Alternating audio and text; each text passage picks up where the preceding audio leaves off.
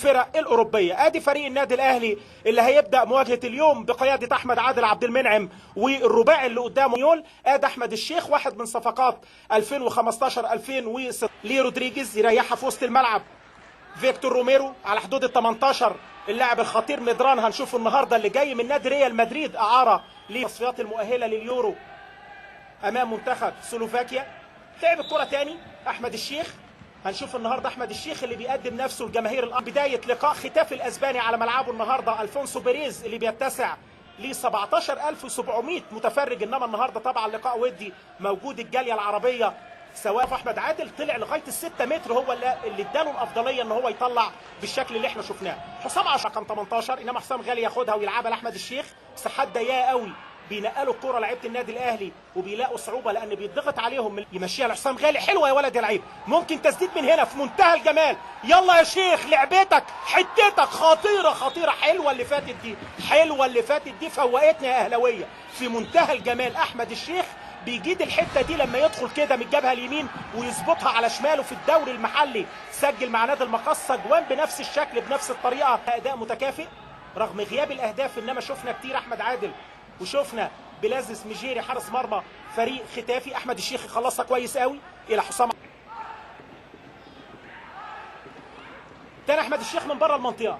محمد ناجي جد تتلعب تاني عاليه جاي من ورا فيرجيني قلب الدفاع وكالا.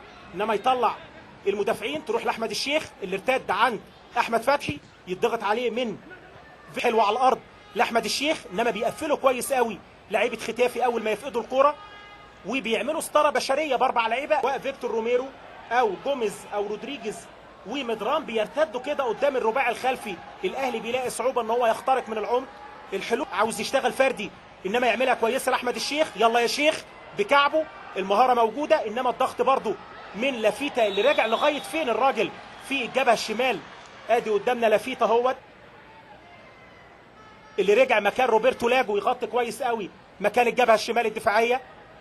واحمد الشيخ اللي حب يروح انما الحكم 18 روبرتو لاجو هو اللي يدخل لجوه ويطلع بدماغه. انما فاول تاني من مكان كويس قوي وضغطوا مع الدقيقه الاخيره. احمد الشيخ اهو اللي خد الفاولين اللي فاتوا. فاول لاحمد الشيخ اللي قلت فك اداؤه بعد 25 دقيقه تقريبا وبدا يدخل في اجواء المباراه بعد ما قرب بقى الكره ويروحوا لقدام. والتمريرات الكتير والتيكي تاكا الاسبانيه بيعملها من اول ريال مدريد وبرشلونه. كل الفرق بتشتغل كده.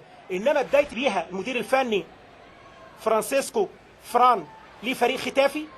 والكابتن فتحي مبروك في ظل غياب 8 لعيبه دوليين انما معاه خبرات النهارده مع احمد الشيخ اللي قدامنا عمل خطوره في اخر 15 دقيقه وبدا يدخل في الاجواء كده. فيتش برضو ياخد باله شريف حازم مع الثالث بتاعهم فيكتور روميرو اللي بيعملوا الخطوره الدائمه دلوقتي وقربوا من مرمى احمد عادل في اكتر من فقره طوال الربع ساعه اللي فاتت. ادي مدران اللي مدينا ظهره.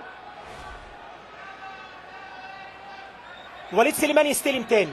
ادي وليد سليمان ليه احمد الشيخ عرضيه في منتهى الخطوره. وفعلا احمد الشيخ اهوت زي ما توقعت. قلت يا احمد الشيخ يا عماد متعب مش كيمياء تبديلات